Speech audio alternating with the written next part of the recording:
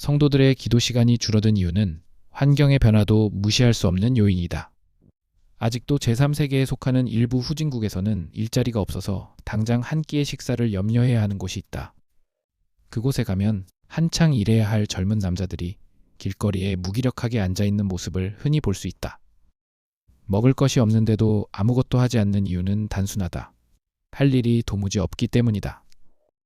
농사라도 짓고 싶지만 토질이 모래처럼 되어 농사를 지을 수 있는 땅이 없고 파종할 수 있는 씨앗도 없으며 심었다고 해도 비가 오지 않아서 식물이 곧 말라 죽는다.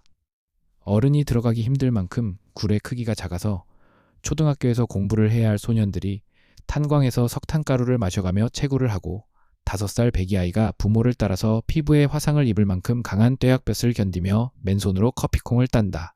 그렇게 힘들게 번 돈은 그들의 한두 끼 식사를 해결하는 데 그친다. 한 끼를 먹기 위해 하루를 일하는 그들에게 내일을 위한 저축은 엄두도 낼 수 없다. 그토록 힘들고 위험한 일을 고작 그 정도 돈을 받고 왜 하느냐라고 묻는다면 대답은 간단하다. 그것밖에 할 일이 없으니까. 그거라도 해야 하니까. 한때 우리나라 역시 이런 시절이 있었다. 대한민국은 과거 지독하게 가난했었다. 그때 당시 신앙의 선배들은 틈만 나면 기도했다. 필사적으로 기도했다. 난방도 되지 않는 천막교회에서 꽁꽁 언 흙바닥에 거적대기를 깔고 밤이 새도록 철야 기도를 했으며 새벽이 오면 또다시 새벽 기도를 했다. 이렇게 필사적으로 기도에 집중할 수 있었던 이유는 단 하나. 기도밖에 할 수 있는 일이 없었으니까. 기도가 아니면 그 고된 삶을 지탱할 수도 극복해 나갈 수 없었기 때문이다. 하지만 지금은 어떠한가?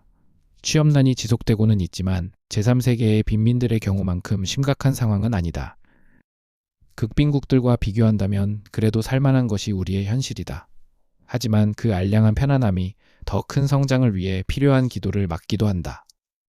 사람에게 위기의 순간이 오면 자신이 아무것도 할 수 없음을 깨닫게 되면 신께 기도하게 되는 본능이 생긴다.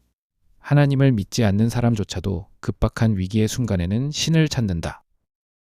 그렇다면 사막 한가운데에 홀로 떨어진 사람과 도심 한가운데에 있는 사람 중에 기도할 확률이 높은 사람은 누구일까? 문제에 봉착한 사람은 먼저 자신의 힘으로 문제를 해결하려고 시도한다. 그 과정에서 자신이 할 수 있는 것이 아무것도 없다고 판단되면 비로소 기도하기 시작한다.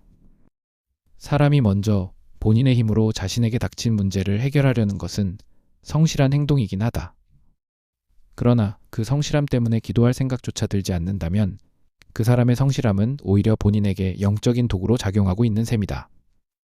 우리는 태평양 한가운데서 혼자 표류하고 있을 때 해야 할 그 행동을 평소 삶의 작은 문제 앞에서도 습관처럼 할 필요가 있다.